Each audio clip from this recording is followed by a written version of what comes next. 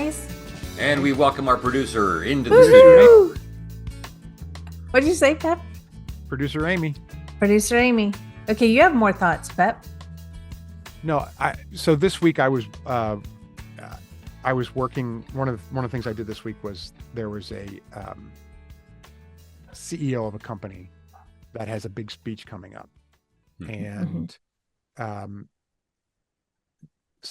someone that's working with her invited like 4 people to come virtually and watch this speech and give notes.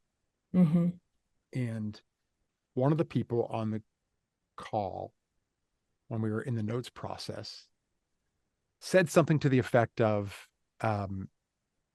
you're not going to want to rehearse this that much because you want to have a real moment, you want it to be real on stage. And I'm like coming out of my skin.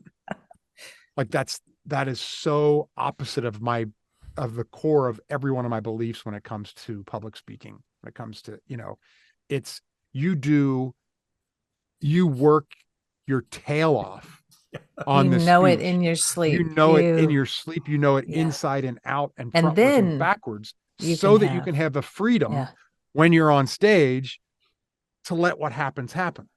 But you can't go on stage without having done the work. This is, the repetitive work, because you want a real moment on stage. It just drives me absolutely nuts. It's you have to do that repetitive work in order to have the freedom to allow things to happen. But you can't just go up there willy-nilly and allow the things to happen. Right. Believe me, I've seen people try it. Don't ask me how I know this. Just trust me that I do. It doesn't work. That's a Mary Graham saying, don't ask me how I know this. And that's totally what kept coming up for me as you guys were talking, was the work and the cost. Like Curt, you said there's work involved and there's a cost from beauty. And we've talked about this before, but that there is work and there is cost no matter what. Right. That's right. And we can choose to spend it on beauty. And like Pep, when you said jazz you can love jazz if you just give it a chance. And and that takes me back to the work, but like Dave Brubeck challenged Paul Desmond to write this piece. And then and we're doing this work because as I was prepping for this, I read that Joe Morello, the drummer, who usually soloed and this is also on the edge of my intelligence, the 5/4 time, he asked Dave Brubeck to compose a piece that amplified his gifting. So there's, oh my gosh. Right? Yeah. Right. That's awesome. I didn't know that. That's awesome. Well, and it's just, and then Dave Brubeck, then they came up with 2 melodies, then, right. And it's like, okay, that's the work. But so then the work is listening to that piece the first time. I was like, okay, I'm going to keep putting myself in the path of this, but then knowing the story, because that's like memorizing Wendell-Berry, putting yourself in front of Rothko and not walking away, knowing, like, I think it's Gary Smalley that said, and I paraphrase, if you have a friend that doesn't like football, tell them a story about a player. Yeah. Right. Yeah. And they'll be like, then they're interested in football. That's the whole marketing campaign for the Olympics every year.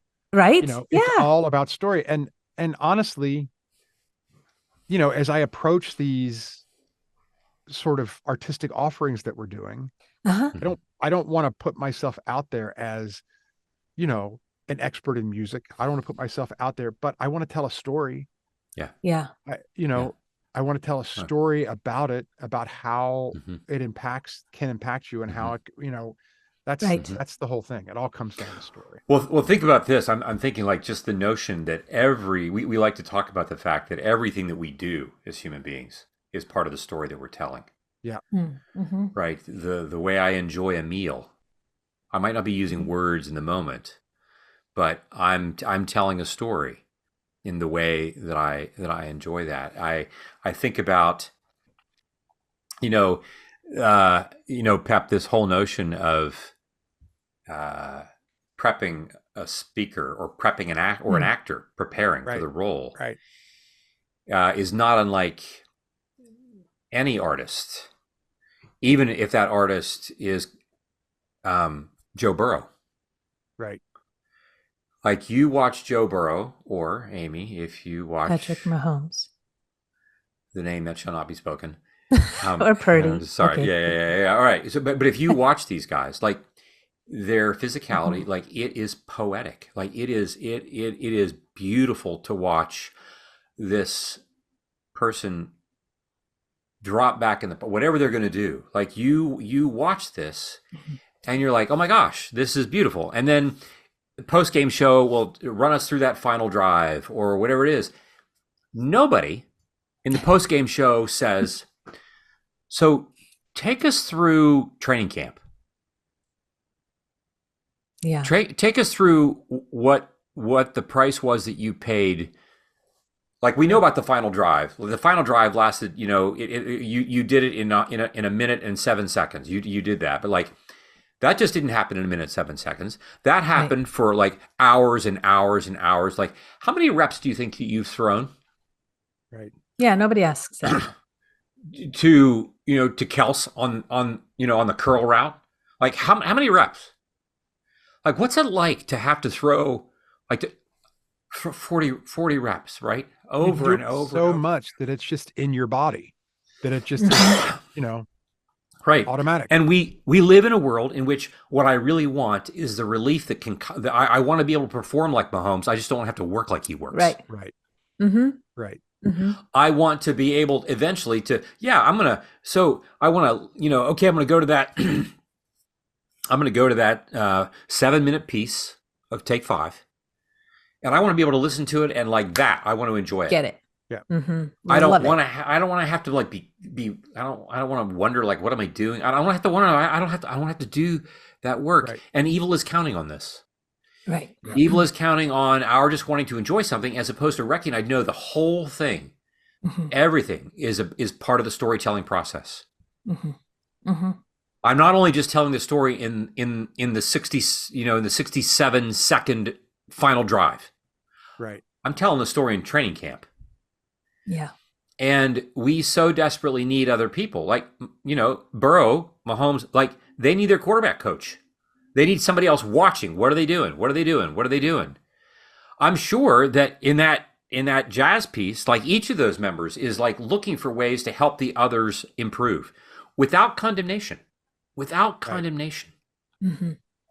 And this notion of how, we are taking this deep dive into this topic because we want our listeners to have the sense that the work is worth it.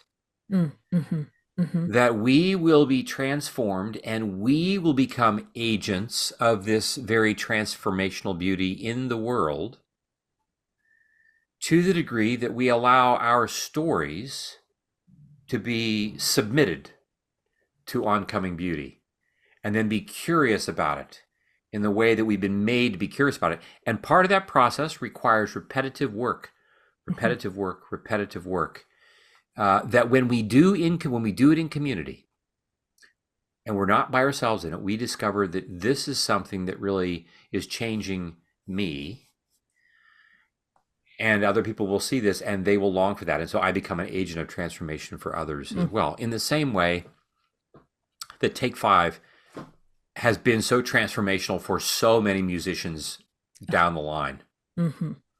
Yeah. Yeah. Yeah. You will, we'll look at, I mean, if you were to name not necessarily particularly an artist, but you could take whatever the Billboard, #1 hit is right now, today in 2023. Mm-hmm. There's a good chance, there's a better than likely chance that 5 years from now, let alone 10 or 20 years from now, nobody will have any idea. Yep. As long as people pay attention to music, Take 5 will be in the library and on our minds. So Brubeck donated his proceeds at death to the Red Cross, and they make $100,000 a year off the proceeds, off the interest. Red Cross does, Totally made me think of bottom left drawer. Not a pitch, but Yeah, It it is a totally made pitch. me think of It's that good. It's fine. Yeah, totally. because he was intentional and it's going Right. where he wanted it to go. Yeah. Yeah. And I know we got to go. The work is worth it. And we're learning what the work is, because I would say the enemy doesn't even want us to know that there is work to be done. Like totally. just say, I don't get it and move on. I don't know and move on. And it's like, this is the work and it's so worth it. Right. And that's what we do with our stories. It's too much. The work is too much. Right. Mm-hmm. That happened to me when I was 20. I'm never going to be able to change that. Right. My dad will never, my parents are hopeless. My marriage is hopeless. My drug addicted son is hopeless. It's like, what else can I do? I'm just going to go. I'm not going to, I don't want to do the work. And we want to say, the work in community is where it happens. I just think about that. Like, okay, take Dave Brubeck, this brilliant guy. And if it's just him at the piano, nothing else happens. Right. Something happens, but all the other stuff. Right. I always go back to what Bono said about, when he said the best pop songwriter at the time was Prince in his opinion. He said, but Prince doesn't have a band to push back on him. Oh, right. And so he puts out 37 songs that are not very good and then hits his genius on a couple. But if he had a band that pushed back on him, what would that be like? I would never want to be a solo act. And it hasn't been easy. These guys, think about spending the rest of your life with the friends that you had when you were 14, right? I mean, that's a little rough, but they fought through those times, and they just put out a new song today, by the way. Oh, did they? You too. Yeah. Interesting. Okay. Interestingly enough. Anyway. But Pep, to your point, I mean, that song Take Five has become a soundtrack, right? I can hear it when you said that. I'm like, dun, dun, dun, dun. It does become us. It really does. Don't hum too much of it, because we'll have to pay the Red Cross. Oh yeah. Okay. It's great to see you guys. Thank you for today. Yep. All right. Thank you. Next week. Bye.